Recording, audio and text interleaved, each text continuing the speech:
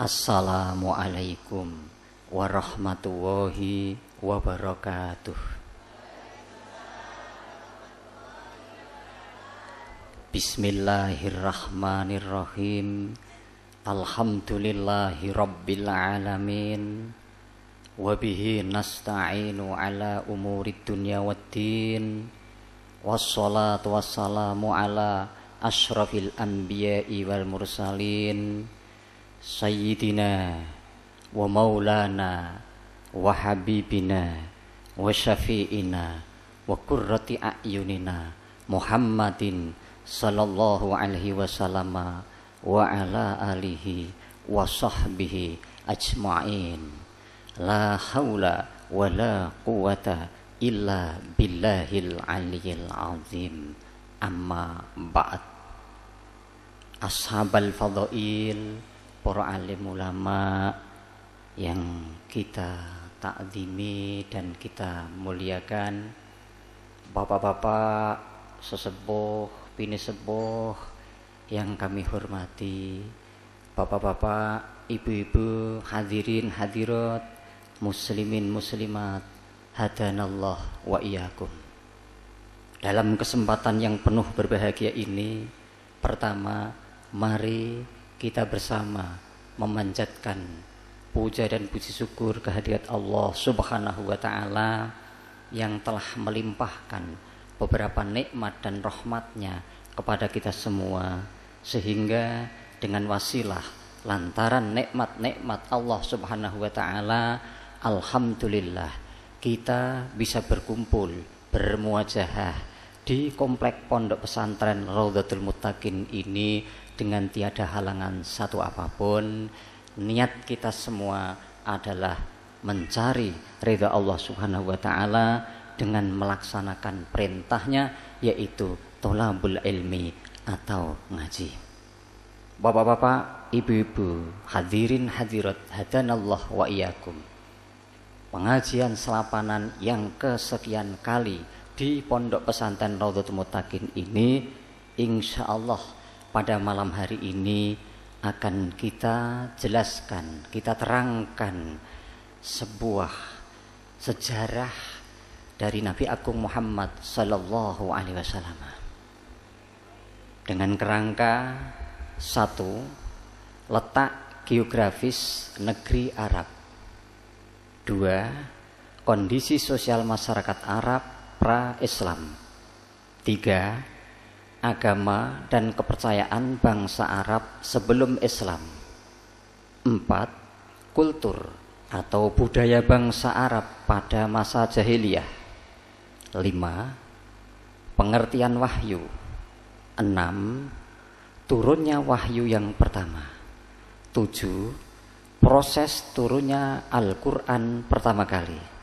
delapan, letak Gua Hira dan keberadaan Jabal Nur; 9, turunnya surat Al-Muddatsir dan perintah untuk berdakwah; 10, kaifiyah atau metode dakwah Nabi; 11, respon atau tanggapan masyarakat Mekah terhadap dakwah Nabi; 12, langkah-langkah kafir Quraisy untuk menghentikan dakwah Nabi; 13, pemboikotan terhadap Bani Hashim dan Bani Muthalib; 14, isi piagam pemboikotan; 15, hijrah ke Habsyi atau Ethiopia yang pertama; 16, hijrah ke Habsyi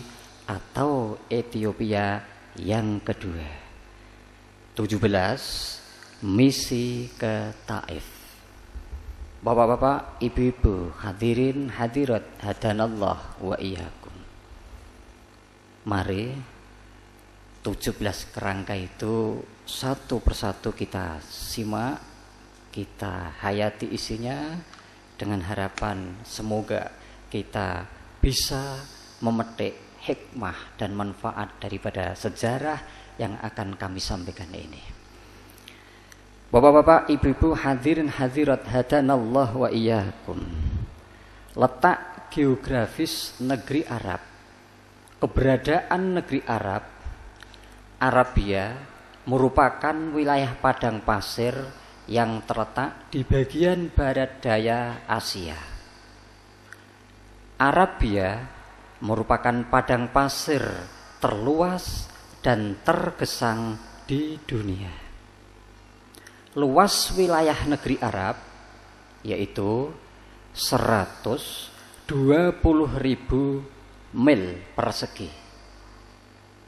120.000 mil persegi.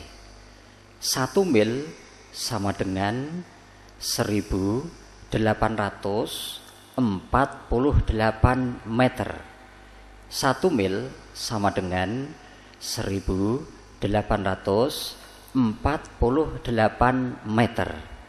120.000 mil persegi sama dengan 221.760.000 kilometer persegi. 120.000 mil persegi sama dengan 221.760 kilometer persegi.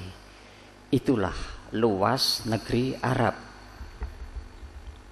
Arabia merupakan wilayah yang sangat strategis karena letaknya berada pada posisi pertemuan 3 benua besar, yaitu benua Asia, benua Afrika, dan benua Eropa.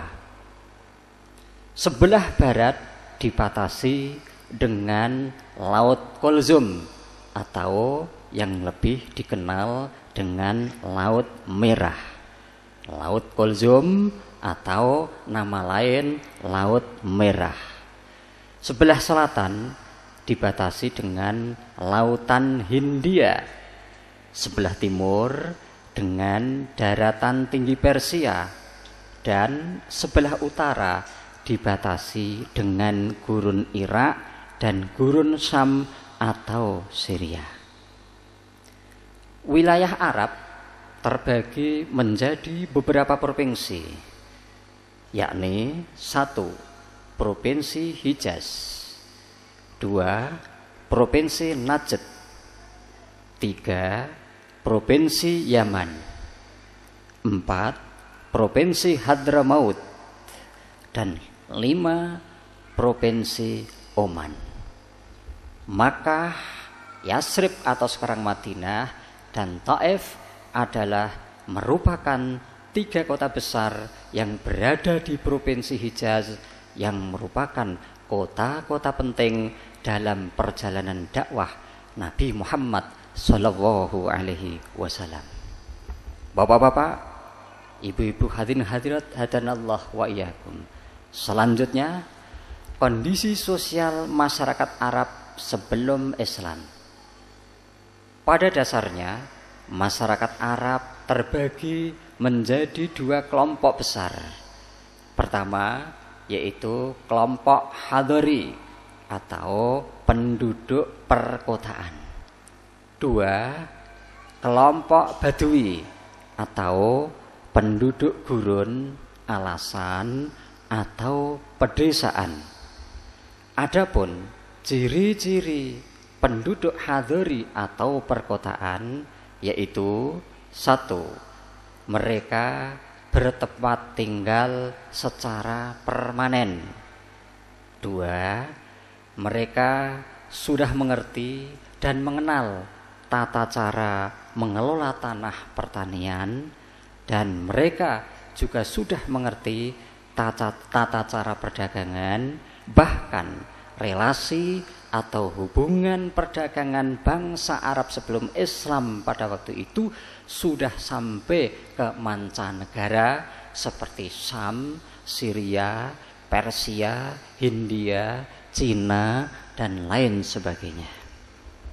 Adapun ciri-ciri masyarakat Badui atau alasan atau pedesaan yaitu 1. tempat tinggal mereka belum permanen, alias mereka berpindah-pindah dari tempat satu ke tempat yang lain. 2. Di tengah perjalanan biasanya mereka istirahat dan mendirikan kemah atau tenda. 3. Berburu serta menyerang musuh dengan mengendarai unta. Itulah ciri-ciri masyarakat Hadori dan masyarakat Badui bagi bangsa Arab sebelum datangnya Islam. Bapak-bapak, ibu-ibu, hadirin hadirat hadanallah wa iyyakum. Selanjutnya, agama, kepercayaan dan kultur atau budaya Arab, khususnya Mekah sebelum Islam. Agama dan kepercayaan di negeri Arab sudah cukup banyak. Antara lain agama dan kepercayaan yang bernama Sabaiyah. Agama dan kepercayaan Sabaiyah ini mereka menganggap bahwa matahari dan bintang-bintang adalah Tuhan yang memiliki kekuasaan dan memiliki kekuatan. Adapun agama Sabaiyah ini banyak dianut oleh bangsa Arab Kohton atau kaum Saba. Bangsa Arab Kohton atau kaum Saba. Selanjutnya, agama Yahudi. Agama Yahudi ini banyak dianut oleh penduduk Yaman. Selanjutnya, agama Nasrani. Agama Nasrani ini banyak dianut oleh penduduk Arab bagian utara, Provinsi Hijaz, Yasrib atau Madinah. Adapun Mekah sendiri pada saat itu mayoritas penyembah berhala. Tidak kurang dari 360 berhala diletakkan di sebelah Ka'bah karena bagi masing-masing kabilah meletakkan satu berhala untuk disembah dan sebagai simbol kebesaran bagi mereka kabilah. Adapun kultur atau budaya bangsa Arab sebelum Islam dinamakan budaya jahiliyah. Mengapa dinamakan budaya jahiliyah? Dinamakan budaya jahiliyah bukan dalam arti masyarakat Arab sebelum Islam itu masyarakatnya bodoh, masyarakatnya belum mengerti membaca menulis, tidak.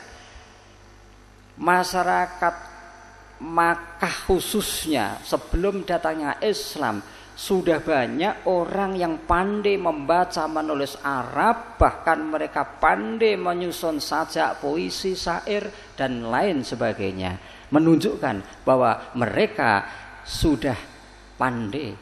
Kenapa dinamakan jahiliyah? Dinamakan budaya jahiliyah karena budaya ini dilandasi dengan kepuasan nafsu pribadi. Budaya ini ditandai dengan minuman keras, mabuk-mabukan, perjudian, tidak menghargai wanita, membunuh serta mengubur anak wanita hidup-hidupan. Karena masyarakat pada kala itu kalau memiliki anak perempuan rasanya malu, gengsi. Pada waktu itu masyarakat beranggapan bahwa anak perempuan tidak bisa membantu orang tuanya untuk berperang dan untuk mencari nafkah atau rezeki. Dari arah ini maka masyarakat Arab sebelum Islam kalau memiliki anak perempuan dibunuh dan dikubur hidup-hidupan. Inilah bangsa Arab jahiliyah. Bapak-bapak, ibu-ibu, hadirin hadirat, dalam keadaan situasi, kondisi yang carut-marut, amburadul, masyarakatnya melakukan sesuatu yang tidak sesuai dengan fitrah manusia itu sendiri, maka Allah Subhanahu wa ta'ala mengutus seorang hambanya menjadi khatimul anbiya wal mursalin. Siapa beliau? Beliau adalah Nabi Muhammad sallallahu alaihi wasallam. Bapak-bapak, ibu-ibu, hadirin hadirat, hadanallah wa iyyakum. Bagaimana proses pengangkatan Nabi Muhammad sallallahu alaihi wasallam menjadi nabi dan rasul? Pertama, bapak-bapak, ibu-ibu, hadirin hadirat, beliau diberi wahyu oleh Allah. Wahyu secara etimologis artinya informasi rahasia yang disampaikan dengan cepat. Informasi rahasia yang disampaikan dengan cepat secara etimologis atau secara loghah atau bahasa. Secara terminologis atau secara istilah, wahyu adalah informasi dari Allah Subhanahu wa ta'ala kepada para nabi dan para rasulnya yang berkenaan dengan syariat atau kewajiban, baik secara langsung maupun tidak langsung atau dengan perantara. Bapak-bapak, ibu-ibu, hadirin hadirat, hadanallah wa iyyakum. Menurut hadis yang diriwayatkan oleh Imam Bukhari bahwa wahyu yang pertama kali diterima oleh Nabi Muhammad sallallahu alaihi wasallam adalah berupa ru'yah shadiqah sholihah, berupa impian yang benar dan bagus. Ru'yah shadiqah sholihah itu berupa falaku subhi atau fajar subuh. Muhammad ketika di malam hari bermimpi melihat falaku subhi atau fajar subuh, setelah itu berawal dari itu, bermula dari itu, berangkat dari itu, Muhammad lalu senang menyendiri, Muhammad lalu bertahanus, Muhammad lalu bertapa. Tempat yang dipilih yaitu di tempat Gua Hira. Gua Hira. Gua Hira itu berada di gunung atau Jabal Nur. Gunung atau Jabal Nur ini letaknya kurang lebih 6 km sebelah utara kota Mekah. Atau kalau dari arah Masjidil Haram, arah timur laut.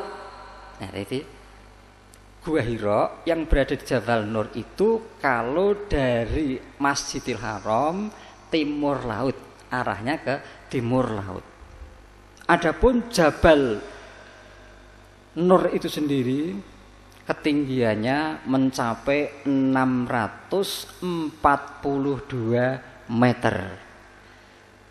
Dinamakan Jabal Nur karena gunung ini memancarkan cahaya kenabian.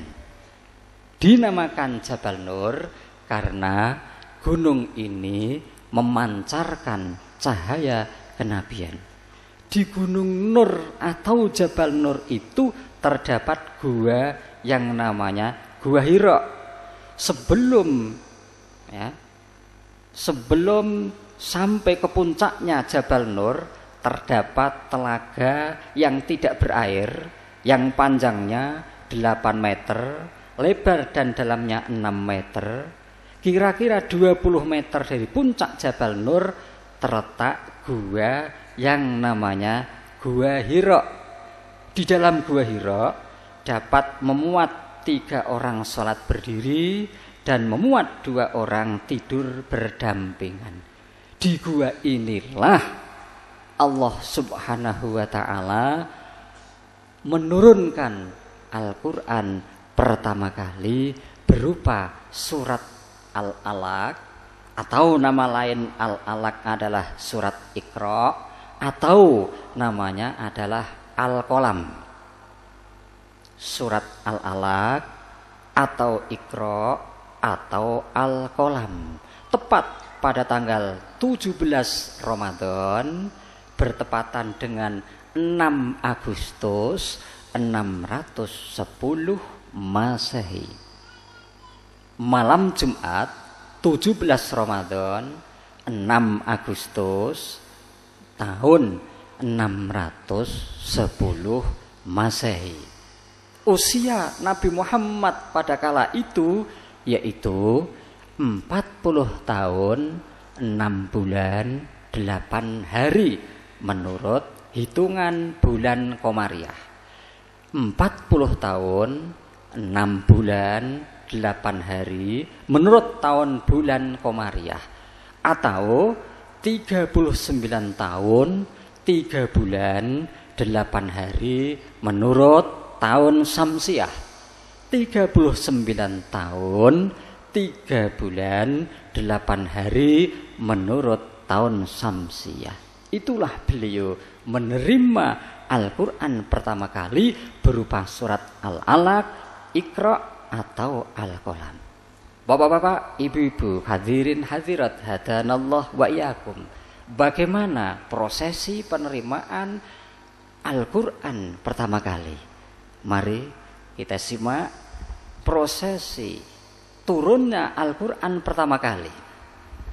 Pada waktu Nabi Muhammad SAW bertahanus atau bertapa di Gua Hira, beberapa malam, di suatu malam beliau didatangi malaikat Jibril alaihissalam. Seraya malaikat Jibril menyuruh Nabi untuk membaca sesuatu. Ya Muhammad, Iqra. Nabi Muhammad menjawab, ma ana biqori'in. Aku tidak bisa membaca. Lalu malaikat Jibril mendekat, memegang erat kuat sehingga Nabi payah. Setelah itu dilepas oleh malaikat Jibril. Lalu malaikat Jibril menyuruh lagi, ya Muhammad, Iqra. Muhammad menjawab, ma ana biqori'in. Aku tidak bisa membaca. Lalu malaikat Jibril mendekap lagi, mendekap yang kedua kalinya sampai timbul kepayahan bagi Nabi. Lalu dilepas. Kemudian malaikat Jibril menyuruh lagi, ya Muhammad, Iqra. Nabi Muhammad tetap menjawab satu, ma ana biqori'in. Aku tidak bisa membaca. Dikep lagi sampai timbul kepayahan bagi Nabi. Kemudian dilepas lagi. Setelah dilepas, malaikat Jibril langsung membacakan surat Al-Alaq. Iqra bismi rabbikal ladzi khalaq, khalaqal insana min 'alaq. Iqra wa rabbukal akramul ladzi 'allama bil qalam, 'allamal insana ma lam ya'lam. Dan seterusnya. Itulah proses pertama kali Allah menurunkan Al-Quran lantaran malaikat Jibril. Setelah itu Nabi Muhammad pulang bertemu dengan istrinya. Dia mengatakan, zammiluni, zammiluni, selimuti aku, selimuti aku. Karena dia gemetar ketakutan. Setelah diselimuti, tidak lama kemudian ketakutannya dan gemetarnya hilang, dilepas selimutnya. Lalu Nabi Muhammad berkata kepada istrinya, laqad khasitu ala nafsi. Aku takut pada diriku sendiri. Khadijah menjawab, kala besir, wallahi la yuhzinuka Allahu abadan, innaka la tasilur rahim wa tasdiqul hadis wa tahmulul kul wa tuqrid dhaifa wa tu'inu ala nawaibil haq. Kala besir, hendaknya kamu bahagia. Demi Allah, Allah tidak akan menyusahkan kamu selamanya, karena kamu akan menyambung tali persaudaraan, karena kamu bicaranya benar. Kamu akan menanggung beban orang yang lemah, dan kamu orang yang menghormati dan menjamu tamu, dan kamu adalah orang penolong pada fakir dan miskin. Kemudian Khadijah mengajak sowan Nabi Muhammad SAW kepada Waraqah bin Naufal. Waraqah bin Naufal ini sepupu Nabi, putra ibnu amnya. Waraqah bin Naufal ini seorang agama Nasrani yang alim alamah, membahar dalam luas ilmu pengetahuannya. Sebagai bukti keluasannya, beliau menerjemahkan kitab Injil dari bahasa Ibrani ke bahasa Arab. Kealimannya Waraqah luar biasa. Setelah sampai di rumah Waraqah, Khadijah berkata, "Ya Ibnu Am, hei anak pamanku, suamiku telah menemui sesuatu hal yang belum pernah diketahui." Lalu disaut oleh Waraqah, "Ya Ibnu Akhi, madza tara? Hai anak saudaraku, apa yang kau lihat?" Rasulullah Muhammad sallallahu alaihi wasallam seraya menceritakan kejadian dari awal sampai terakhir yang pernah dialami di Gua Hira. Lalu Waraqah yang alim alamah dengan tegas menjawab, "Hadan namus allazi anzalallahu ala Musa." Ini adalah namus, ini adalah malaikat Jibril yang Allah pernah turunkan kepada Nabi Musa. Andai kata aku masih hidup ketika kamu dikeluarkan oleh kaummu dari tempatmu, maka aku akan membantumu sekuat tenagaku. Rasulullah Muhammad sallallahu alaihi wasallam menjawab, "Amukhrijiyahum, apakah mereka akan mengeluarkanku?" Waraqah menjawab, "Na'am, lam ya'ti rajulun qat bimisli ma ji'ta bihi illa udiya." Iya, mereka akan mengeluarkan kamu. Tidak ada seorang pun seperti kamu yang membawa risalah dari Allah tidak dimusuhi oleh kaumnya. Jawab dari Waraqah begitu. Lalu tidak lama dari audensi sederhana, dari pertemuan sederhana dari 3 orang antara Nabi Muhammad, Khadijah dan Waraqah, Waraqah yang sudah sangat tua dipanggil oleh Allah Subhanahu wa taala alias meninggal dunia.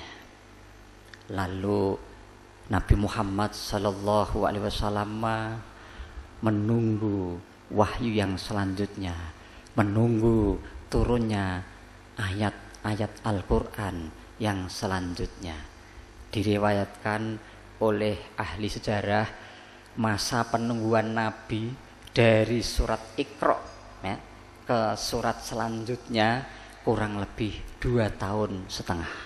2 tahun setengah, masa yang tidak sebentar buat orang yang menunggu, tentunya lama.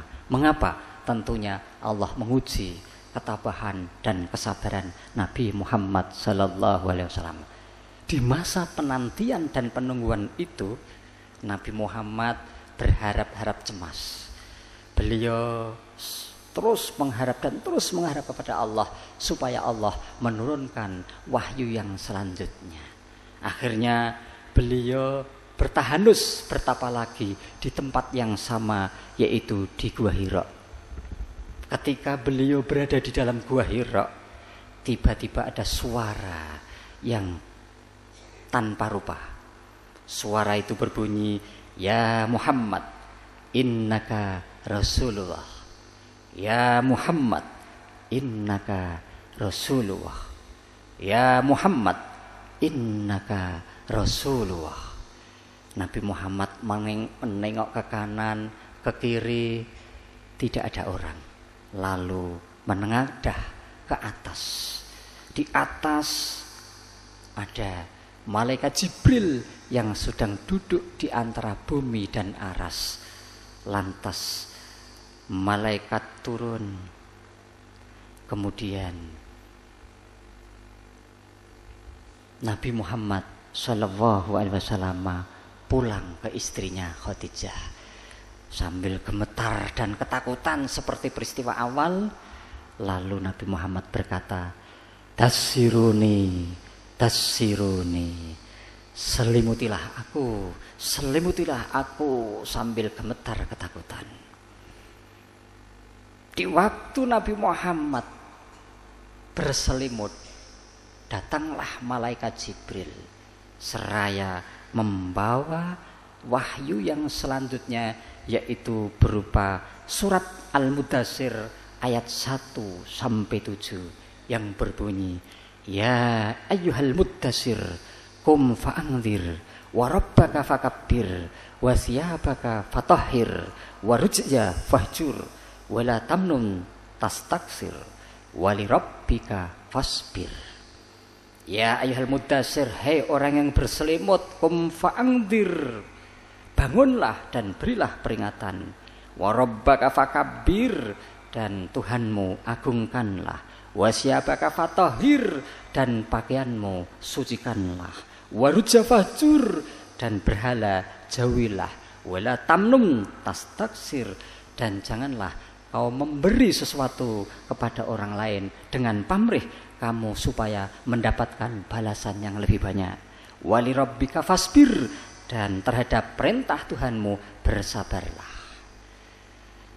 Setelah itu, bapak-bapak, ibu-ibu, Nabi Muhammad hatinya lega, hatinya senang karena kedatangan wahyu yang selanjutnya berupa surat Al-Mudaththir yang isinya antara lain memerintahkan Nabi agar supaya memberi peringatan kepada kaumnya atau berdakwah terhadap kaumnya. Lalu berdasarkan surat Al-Mudaththir ini, maka Rasulullah Muhammad SAW melaksanakan dakwah perdananya, dakwah pertamanya dengan cara sir, rahasia, diam-diam, dengan sifat bil afrod, door to door, one to one, satu persatu, dari pintu ke pintu, dari orang ke orang. Dengan cara begini, akhiripun Rasulullah mulai mendapatkan pengikutnya atau pemeluk Islam perdana dari kaum wanita, istrinya sendiri yaitu Khadijah, dari kaum laki-laki sahabatnya sendiri yaitu Abu Bakar, dari golongan sibyan atau anak-anak yaitu Ali bin Abi Thalib. Kemudian Abu Bakar mengajak teman-temannya, masuklah Utsman bin Affan, Zubair bin Awan, Thalhah bin Ubaidillah, Abu Ubaidillah, Ibnu Jarrah, Zaid bin Harisah, Arqam ibnu Abi Arqam, dan mereka inilah oleh tarikh Islam dinamakan as-sabiqunal awwalun. Mereka inilah oleh sejarah Islam disebut as-sabiqunal awwalun, sebagaimana yang diterangkan oleh Allah Subhanahu wa taala dalam surat At-Taubah ayat 100. Allah berfirman, was-sabiqunal awwaluna minal muhajirin wal ansar walladzina tabauhum bi ihsan radhiyallahu anhum wa radu an wa adalahum jannatin tajri tahtahal anhar khalidina fiha abada dzalikal fawzul azim. Was-sabiqunal awwalun, mereka orang-orang yang terdahulu dan yang pertama kali masuk Islam dari golongan muhajirin dan ansor, dan mereka orang-orang yang mengikuti terhadap mereka dengan bagus, radhiyallahu anhum, Allah redha kepada mereka dan mereka pun redha kepada Allah, wa adalahum jannatin, dan Allah menyediakan bagi mereka surga yang di bawahnya mengalir sungai-sungai, mereka kekal di dalamnya. Dzalikal fauzul azim, dan itulah kemenangan yang besar. Bapak-bapak, ibu-ibu, hadirin hadirat hadanallah wa iyyakum. Setelah Nabi Muhammad melaksanakan dakwah secara sir, diam-diam, bil ifrat, satu persatu, door to door, dari pintu ke pintu, one to one, dari orang per orang selama kurang lebih 3 tahun, Nabi Muhammad lalu mendapat perintah Allah agar supaya berdakwah secara terang-terangan, agar supaya berdakwah secara kolektif, secara berjamaah dengan turunnya ayat Al-Qur'an surat Al-Hajr ayat 94. A'udzubillahi minasyaitonirrajim. Fasta bima tu'maru wa'rid 'anil musyrikin.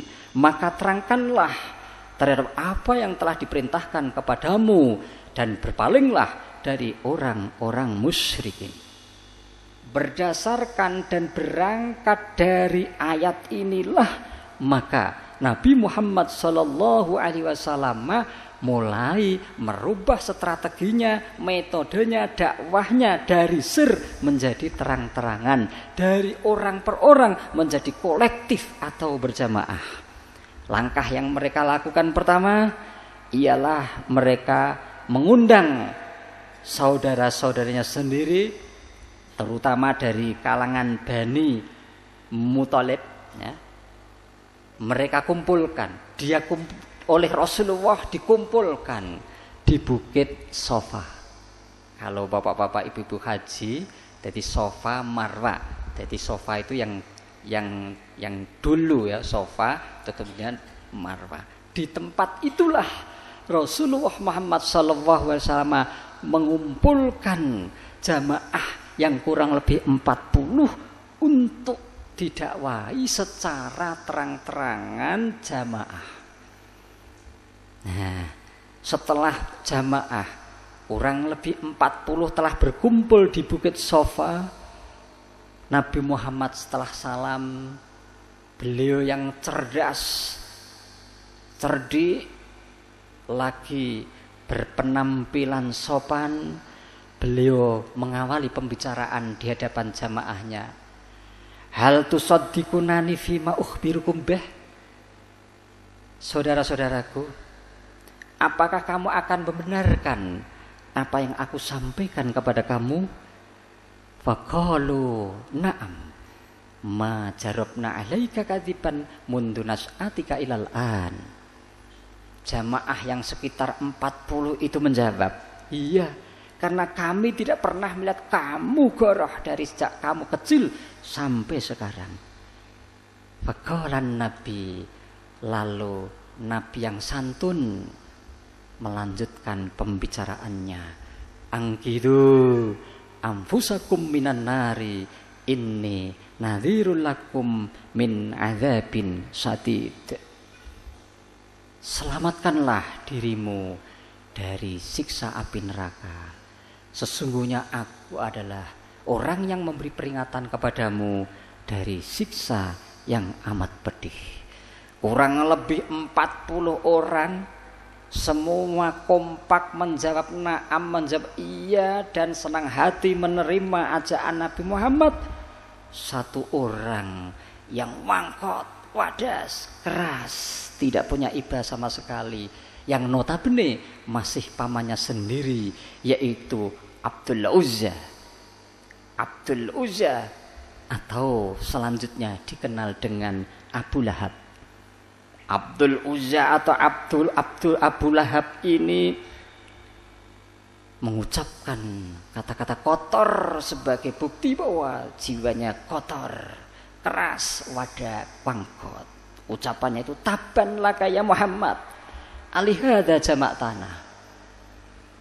Cilaka wahai kamu Muhammad, apakah hanya untuk ini kamu mengumpulkan kami di tempat ini? Lalu Abu Lahab yang jahat mengambil batu dilemparkan ke arah jasad Muhammad. Akhirnya Nabi Muhammad kena batu itu. Tapi karena Muhammad yang sabar, sahaja santun, beliau tidak membalasnya. Menurut riwayat yang membalaskan adalah pamannya sendiri yang namanya Hamzah, mencegah kekerasan Abu Lahab. Dalam situasi dan kondisi yang mencengangkan dan menegangkan ini, turunlah